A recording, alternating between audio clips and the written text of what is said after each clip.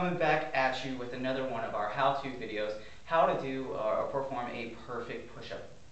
And we see all these different commercials, infomercials, all these different scans, and all these different pieces of equipment out there that's supposed to help kind of coax us along and show us every step of the way. But I'm going to do that for you right now to show you exactly what I look for as a personal trainer every time one of my new clients comes in and says, I want to perform a push-up, right?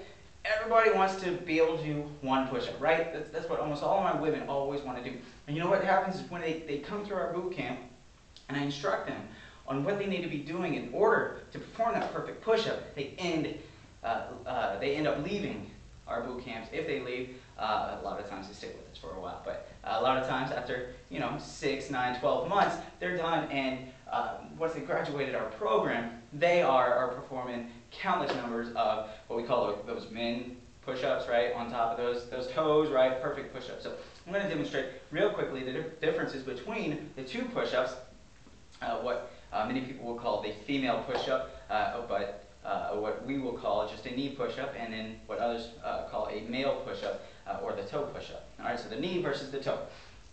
Demonstrate real quickly, me as a personal trainer, what I'm looking for, first and foremost, we want to position the hands directly underneath the shoulders, but slightly outside of chest width grip. All right, the reason being is because we found that slightly staggering those arms so that from an underneath, slightly spreading those hands just a little bit outside the chest width grip, we actually engage the chest muscles a little bit more. Now the chest, or the push-up, is fantastic for upper body muscular strength as well as upper body strength endurance. So how many of these we can do? So to demonstrate real quick for a knee push-up, what I'm going to do is get down on top of my knees. I'm going to cross my ankles, knees bent at 90s, hands directly underneath the chest, but slightly wider than chest width grip.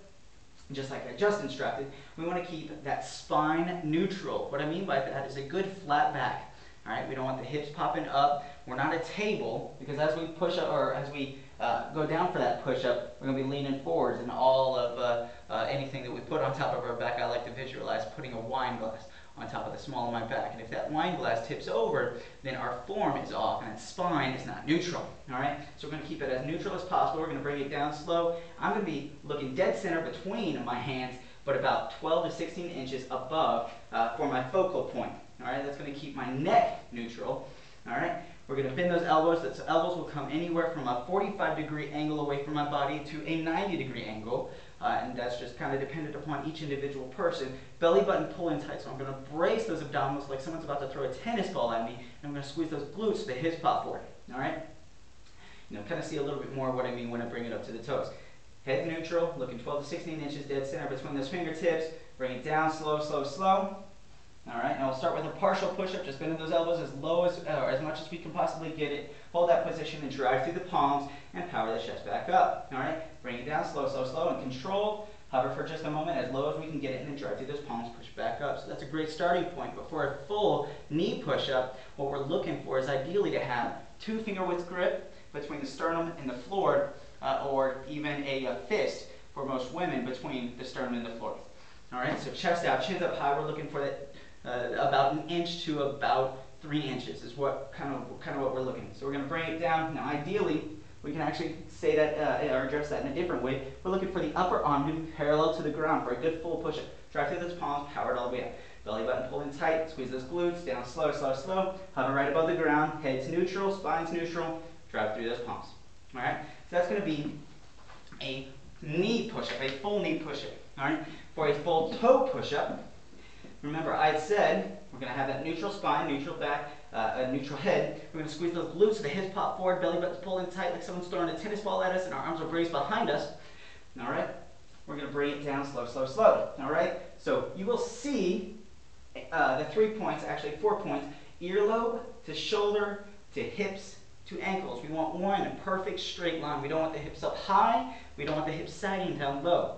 We're going to keep earlobe to shoulder to hips to ankle, one straight line. Connect the dots. Down slow, slow, slow. You're going to hover right above the ground, drive through those palms, and power it up. All right. Now, if you want to progress this exercise, you can.